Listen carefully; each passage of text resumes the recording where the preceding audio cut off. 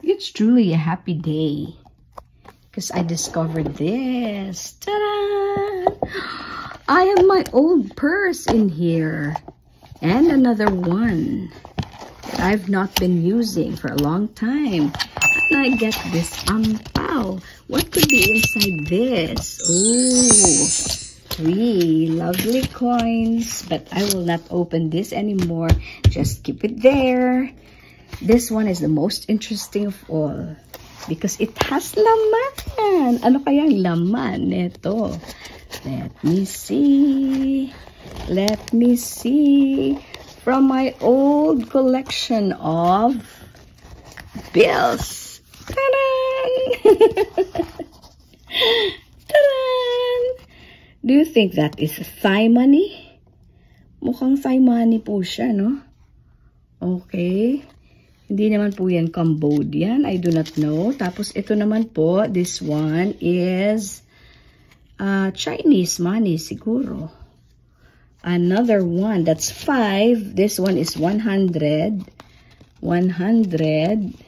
Tapos po, ito, Korean money. Korean money po ito. This one is 1,000. Sabi po ng asawa ko, nung siya po'y bumibiyahe pa, ito daw po parang hindi nga ito makabili ng isang kape. Ito, maybe 5,000. Opo, 5,000 won.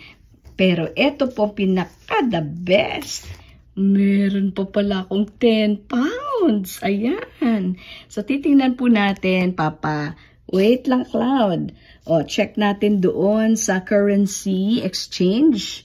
And titingnan natin kung magkano po ang ating nakita. It's not nakita kasi tinago ko naman siya for a long, long time. Baka mamaya ma-demonetize na siya si Cloud. Oh. Ma-demoni na siya. Eh di sayang din po, 'di ba? So kailangan palitan na ngayon po. Oh ha. And we'll see pag may isiniksik, may madudukot ka, 'di ba? Sige, let's go! Ayan po, may coins pa ako. Coin collection ko po. Yung coin collection ko po talaga dati, ang dami. Kaso na, ano na po iyon? Mayroon pong nagnakaw. Coins.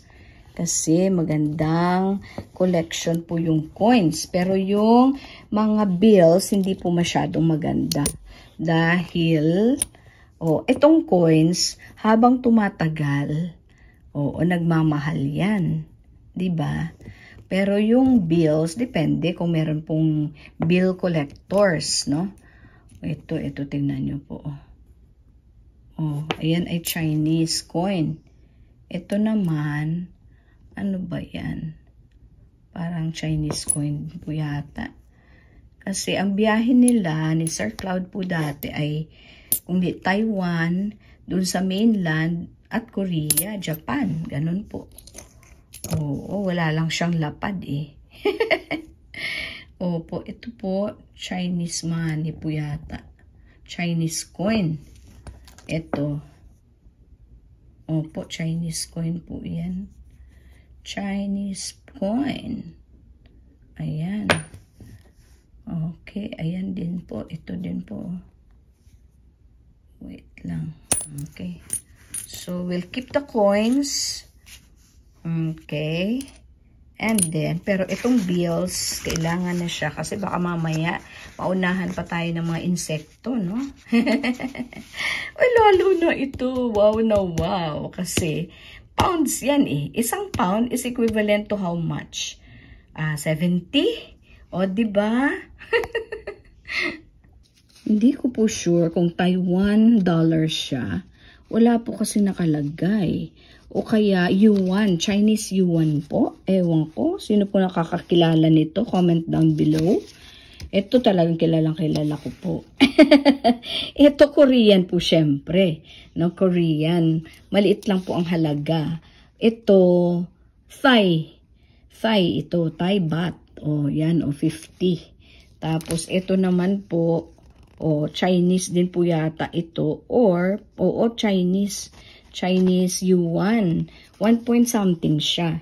Mas mataas pa rin kaysa peso. and this one. O, tingnan natin po yung won. Yan na po ang currency exchange. Tingnan natin kung magkano po ang ating naipon sa mga currency. 5 baht is 1.6. 1.6. Tapos yung iba, parang himoli na. Andyan na. Ayan. Ayan na po. 370 lahat. O, 370. Yung 6,000. Ano po. Salamat po. Sa mga banks lang po yung na-demoni na. Hindi ko lang sure, ma'am. Pag demonetize, ma'am, di na yung tinatanggap. Naku, pero pagpalit na. Meron na silang mga for November. Weeping Willow. Okay. And for trick or treat. Ayan na, trick or treat na talaga.